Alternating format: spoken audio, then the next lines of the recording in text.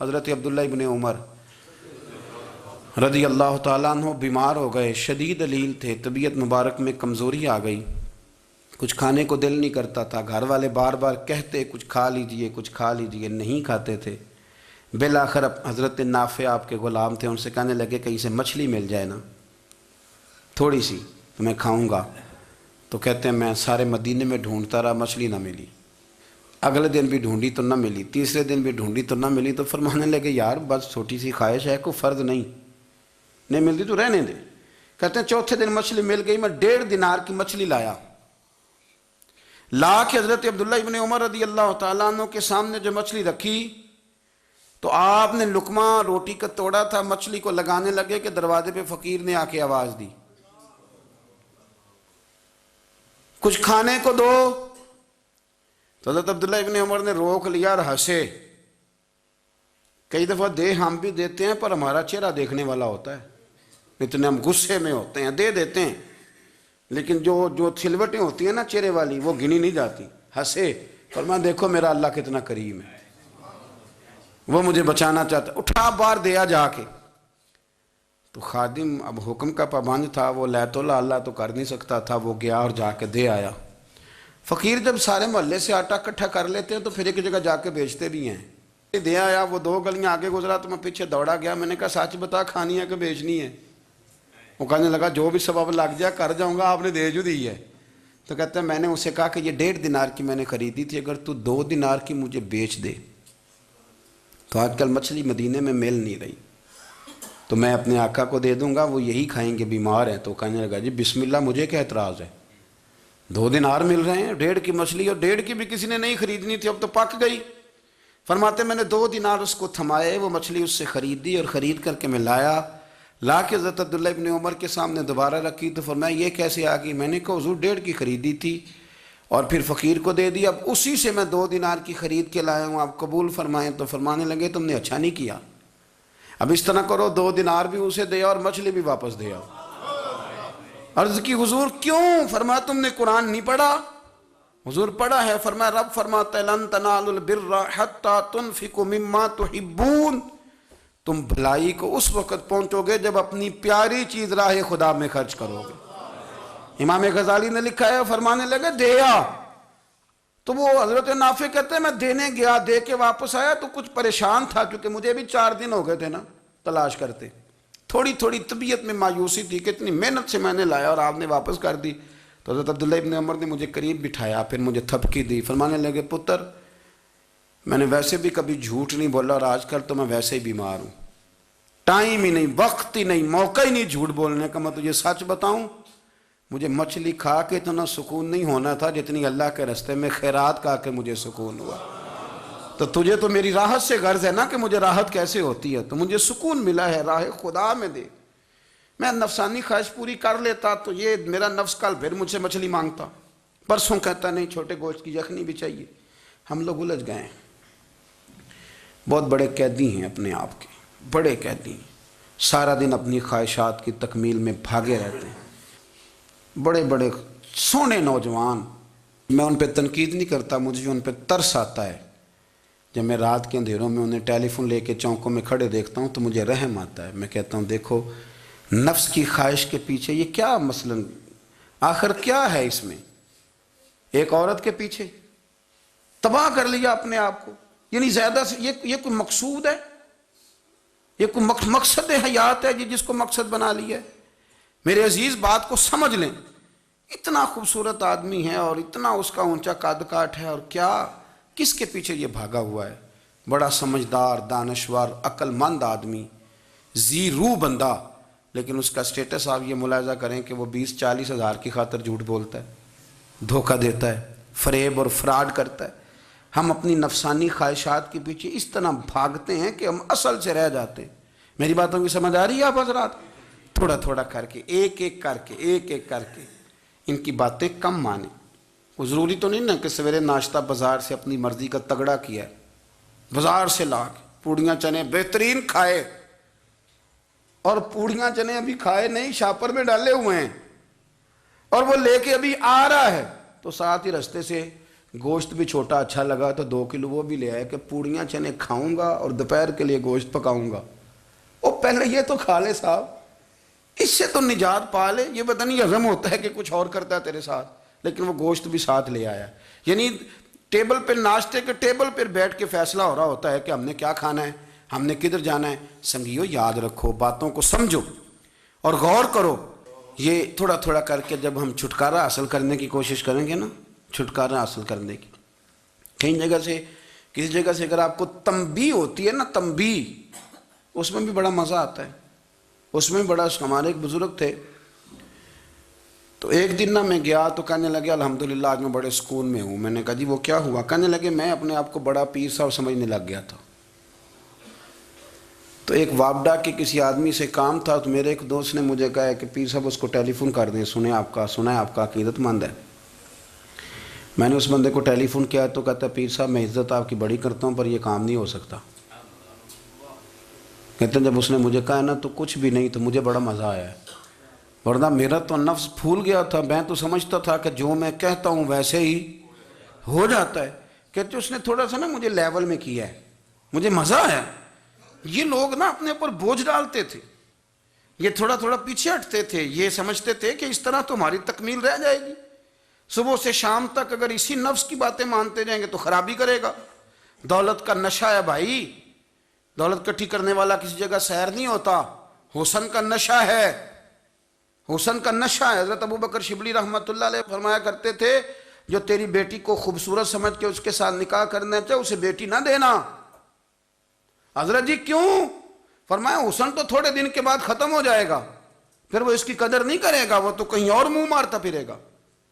حضرت ابوبکر شبلی رحمۃ اللہ تعالیٰ علیہ کی بیٹی خوبصورت تھی، ایک نوجوان کہنے لگا میرا نکاح کر دیں۔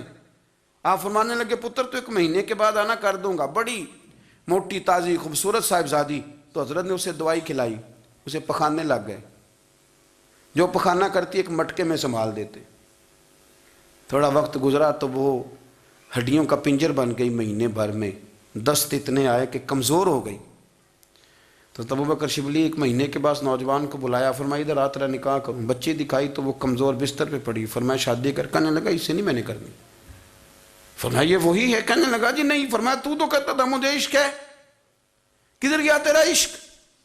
کہنے لگا حضرت صاحب آپ کیسی بات کر رہے ہیں؟ فرمایا ادھر آ۔ پھر وہ مٹکا جس میں گند رکھا تھا وہاں لے گئے، فرمانے لگے تیرا اس کے ساتھ عشق تھا، یہ ہے تیرا عشق۔ فرمایا اسے تو میں 4 دن روٹی کھلاؤں گا پھر تندرست ہو جائے گی، لیکن میں دیکھنا چاہتا تھا کہ تو میری بیٹی سے پیار کرتا ہے یا اس کے چہرے پہ آنے والی کچھ وقت کے لیے سرخی سے پیار کرتا ہے، اس لالی سے پیار کرتا ہے جو جوانی کے وقت بچوں اور بچیوں پہ آتی ہے۔ کس چیز کے دل دادا؟ یعنی کیا مطلب؟ نفس کی غلامی، سراسر غلامی، اور پلٹ پلٹ کے اور بڑے بڑے سیانے بندے چھوٹی سی خواہش کے لیے، بڑا سمجھدار آدمی، بڑا سیانا بندہ۔ میں ایک بڑے بزرگ عالم تھے، میں ایک دفعہ ملنے گیا تو پائے پکا رہے تھے، خود پائے پکا رہے تھے، تو وہ بڑے پیار کی بات ہوتی ہے نا جی، تو تامت باندھی ہوئی اور بڑی جناب خستہ حالی، اور وہ پائے پکا رہے ہیں۔ تو میں نے ان سے کہا، میں نے کہا حضرت جی پائے تو کسی اور نے بھی پکا لینے تھے، آپ بخاری لے کے بیٹھتے، چلو میری طرح کا کوئی بندہ آپ سے استفادہ بھی کر لیتا۔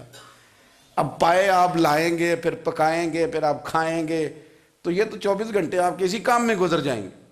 تو یہ ایک چھوٹی سی خواہش کے لیے، میں کسی چیز کو حرام نہیں کہہ رہا، قرآن پاک کی جو آیت پڑھی ہے صرف اس کی تفسیر آپ کے سامنے عرض کر رہا ہوں۔ ہماری خواہشات ماں پالتی ہے، آپ کو نہیں پتہ کتنے دکھ سہتی ہے۔ میں ان ماؤں کو جانتا ہوں جو بیٹے کے حصوں کی مار بھی اس کے ابے سے کھاتی ہیں، مار کھاتی ہیں وہ۔ ایک خاتون ایک کان سے سنتا نہیں، میرے پاس ایک دفعہ آئی، کہنے لگی 60 لگ گئی سی، کوئی دعا کر دیں یا کوئی وظیفہ پر، ڈاکٹر کہتے ہیں ٹھیک نہیں ہو سکتے۔ میں نے کہا باجی صحیح بتاؤ مسئلہ کیا ہے؟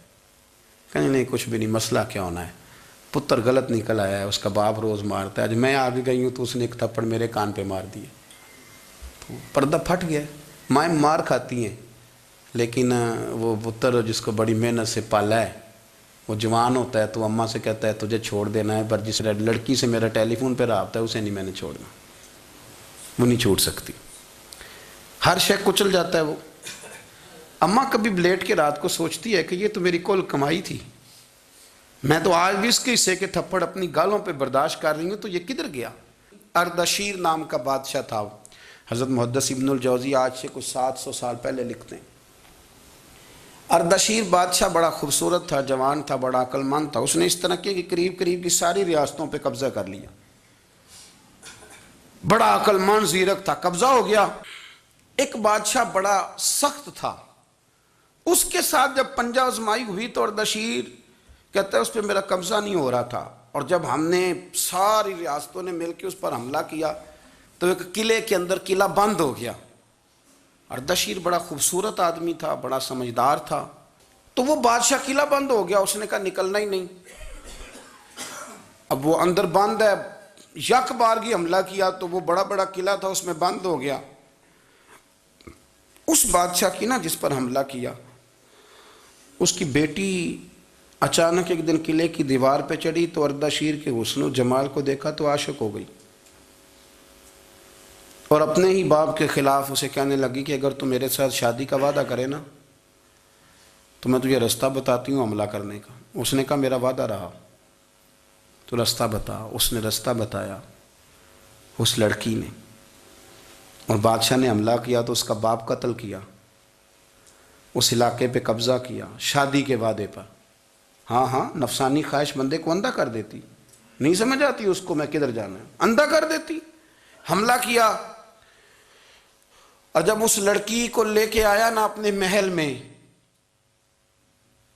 تو پہلے دن شادی کی پہلی رات تھی، تو بستر بچھایا کنیز نے، تو وہ کبھی کروٹ ادھر بدلتی کبھی ادھر بدلتی، تو بادشاہ کہنے لگا کیا ہے؟ کہنے لگی بستر میں کچھ ہے، مجھے تکلیف دے رہی۔ اس نے چراغ جلائے اور جب بستر اٹھایا تو ایک اتنا سا دھاگا نکلا۔ دھاگے سے عموماً تکلیف نہیں ہوتی، تو اس نے کہا تو اتنی نرم و نازک ہے کہ دھاگا؟ کہنے لگی میرا باپ نا میرے ساتھ اتنا پیار کرتا تھا کہ روز میرا بستر بھی خود بچھاتا تھا، اور اس نے آلہ رکھا ہوا تھا، وہ ناپتا تھا کہ کوئی پایا اونچا نیچا تو نہیں، میری بیٹی کا بیلنس سوتے وقت خراب نہ ہو جائے، اور میرے لیے گوشت اور کپڑے بھی خود پسند کر کے لاتا تھا، کھانے پینے کا خود خیال کرتا تھا۔ اردشیر کہنے لگا اچھا وہ اتنا پیار کرتا تھا، اور پھر تو نے اس کے ساتھ کیا کیا؟ کہنے لگا بلاؤ کنیزوں کو بلایا، فرمایا اس کو اٹھاؤ اور جلاد کے پاس لے جاؤ، اسے کہو کہ اس کے بال ایک گھوڑے کے ساتھ باندھے، پیر دوسرے گھوڑے کے ساتھ باندھے، اور ایک گھوڑا ادھر بھگا دے، کدھر بھگا دے۔ یہ جس کے باپ نے اتنا پیار کیا، یہ نفس کی اتنی غلام ہے کہ اس کی وفادار نہیں رہی تو میری وفادار کیسے بنے گی؟ جس نے اتنے نازوں سے پالا کہ دھاگا اسے برداشت نہیں۔